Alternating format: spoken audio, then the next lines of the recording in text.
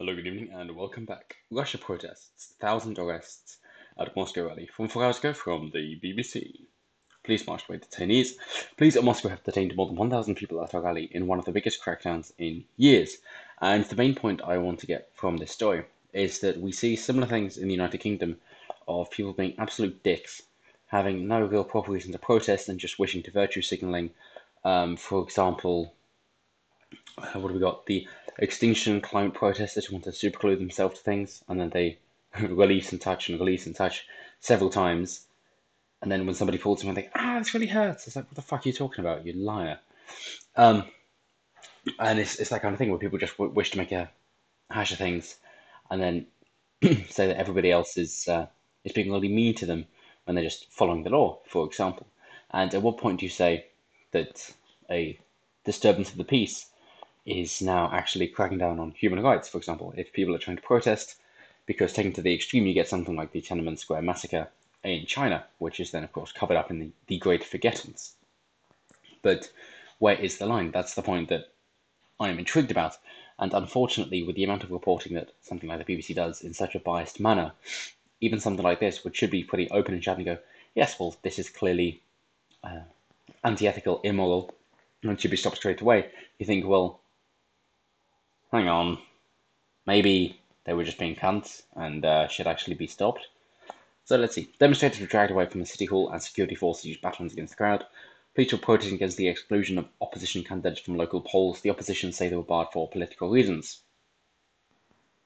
At least over 1,000 arrests were made by officials. Monitors reported over 1,100. Um, not much of a discrepancy. It's 53, 5%. Moscow's mayor, Sergei Sobyanin, has called the demonstration a security threat and promised to maintain public order. Sounds fair enough. Anger is widespread among opposition supporters at the way the city is run and the ruling United Russia Party. Yes, but the BBC hates Russia and Putin, so what do you expect? And it's one of the things the boy cried wolf. Yeah, maybe they're actually telling the truth this time. Who cares? Opposition leader Alexei Navalny, a fierce critic of President Vladimir Putin, was jailed for 30 days on Wednesday after calling for Saturday's unapproved demonstration. Okay. Surely it's a similar thing with, as we said, again, it was the Extinction Rebellion group that when they blocked off roads and people, including one guy who then couldn't get to one of his parents' last moments in hospital, and the protest broke down in tears, said, no, we have to do this. This was terrible, but I'm sure everybody understands that this is something we have to do. It's like, no, you don't. You're just being a prick. Mr. Putin was on a trip to the Baltic Sea on Saturday for a dive in a submersible. There are a lot of problems on Earth, so to diminish their amount, one has to go up and deep down, he replied. What happened this Saturday? So, more than 20,000 Russians took to the streets demanding fair elections. Dozens were arrested.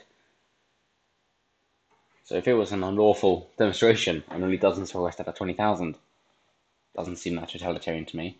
And I can't tell if this is a male or a female, but they don't seem ethnically Russian to me. But I could be wrong. According to police, about 3,500 people gathered, including about 700 journalists. So it seems much more that there were opportunistic journalists hoping to get a hot take instead of people actually caring. And consider that Russia and a lot of the ex-Soviet Union satellite states are still marred with corruption a great deal. I've had many Russian friends over the years, and I've been there a couple of times. And it's obvious that bribes are rampant in Eastern Europe, including Russia, and that even things like driving tests, which you think, oh well, yeah, that's the legal standard, fair enough, that's how things are. So, no, you can either go through it normally or pay to have all your answers correct and just buy one outright. That's how the system works. It's the same as in Greece. That in the West and in, well, I suppose, civilized societies, like, well, this is the tax, this is the law. We will follow the law and do things and try and follow the law while we want to change it. In Greece, they thought, tax, no, let's not bother. And when you have the majority just going, nah, we're not going to follow that law, it isn't really the law anymore. And it's a very foreign culture and kind of difficult for Westerners to understand, I suppose, where the law of the land is very different from the law of nature, whereby it's a thing of, nah, I see what you're getting at, but I'm not going to bother with that. Whereas in the West, it's like, well, this is the law. We must uphold the law because this is how society stays together. They say police in the guard gear pushed back the crowd from barriers surrounding the mayor's office in central Moscow, hauling off detainees to police stations. A number of protesters could be seen bleeding, while at least 2 members of the security forces reportedly received eye injuries from pepper spray. People are getting violent. They don't say it was a peaceful protest at all, and that is to be expected. And yet again, it's a thing of saying, well, this is the boy who cried wolf. And this is also in a society where, as I say, corruption, bribery is rampant. People basically understand that when in that country. Of course, if you don't like that country, then you can leave and get out. It's similar with the pussy riots a few years ago, of course. And the thing I found funny when I visited Moscow, that they have OMON written on their police uniform shirts, meaning police, but OMON in the Cyrillic alphabet is just homo backwards. So they are just backwards homos. So they say that you need 5,000 signatures in order to register as a candidate. So candidates were asked to collect 5,000 signatures to stand. This limit was made even harder to match because a signature means volunteering one's personal information for the government's database of opposition supporters. Basically the same thing as saying we want a gun registry and therefore we want to know everybody who owns a gun, where you are, where you live, what you do, that kind of thing. It's like, yes, it's fair enough. We can actually agree then. It's not a good thing to turn over all of your personal information to the government, depending on your political views and the stances you hold. I'm glad we agree, but I seem to hold the principle, and you're just saying it's fine when we do it, but not when you do it. Many candidates managed to meet the threshold, but the Electoral Commission ruled some signatures ineligible, saying they were unclear or the addresses provided were incomplete and barred the candidates from taking part. Opposition groups say the authorities had no reason to rule them ineligible. Claims that electoral officials denied. We have no reason to doubt our experts, Commission member Dmitry Gorod said, according to media reports. If they have so few supporters, will they really get sufficient attention in order to have an impact? Probably not. Maybe if you're saying that then they would take away from the ruling party, but it's one of those things that in the UK you have an election, you know the next week. In America, you have an election, you know the next day. In Russia, you have an election, you know before you vote. So, Mr. Navalny, who addressed the crowds last Saturday, is not one of the candidates, although he stood in Moscow's mayoral elections in 2013 and won 20% of the vote in a result he disputed. The female, Ella Pamflova, the head of the Electoral Commission, said the protest would not change their decisions. It doesn't matter, not even a bit of it, she said, dismissing the demonstrations as political. Well, of course they're political. And you've got to respect, at least in some ways, that they are strong about this. Also, I hate tyranny in all its forms, and against anybody like that. But if I have a leader of whatever it is that I'm doing, if it's a group project, if it's my mayor, if it's the leader of my country, whatever it is, if it's my representative, I want them to be very strong. I want them to be able to lead. I want them to be able to do what's right.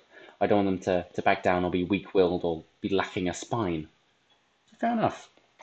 Police then raided the homes of several opposition politicians and called them for more questioning. Okay, cool. So, like everywhere else in the world, where you will raid the home of journalists you disagree with, yep, understood.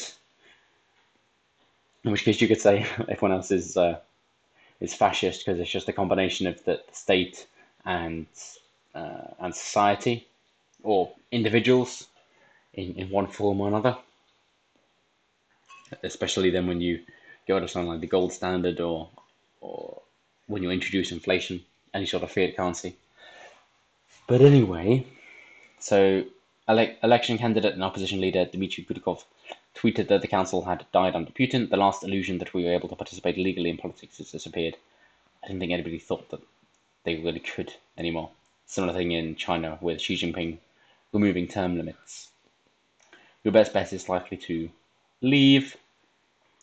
Russia is a west-facing country anyway, and it's basically too large for just one person to rule it, which is why, despite them being the largest country, they are not the largest economy or the strongest country in the world. Russian government paper Rossiyskaya Gazeta, however, accused the opposition of blackmail and an unacceptable attitude to the statutes of law. That seemed very hypocritical. Political analyst Abbas Galimov told BBC Russian that the official response was designed to dissuade people from taking part. Any mass action would suggest the opposition had taken the initiative from the government. Same thing you see over here. Some believe the demonstrations could actually benefit the local authorities by reducing turnout. That's to be expected. You crack down on the enemy. It's better to be feared than loved if you can't have both. That's Machiavelli. Young opposition supporters will not come to the polls, while the older generation whom the authorities are counting on vote out of habit. Then, as Volkov, an expert at independent think tank, Levada Center, told the BBC, the authorities will orient themselves towards them. So it seems that they still think, despite the fact that they think they're antithetical, that they are still following the rule of law. But do let me know what you guys think below. Do you think that this is a fair point of contention and we'd be thinking, oh my god, Russia is horrible, how could they let this happen, especially in the capital, Moscow? Do you think, it's probably blown out of proportion? And do you also think, it happens over here as well, so what are you talking about? If you're pointing out how bad it is over there, then you've got a tacit admission that it isn't a thing of morals or principles. It's fine when we do it, but not when they do it. Let me know what you think. I'm always interested to see what you guys think. Thank you very much, and I will see you next time.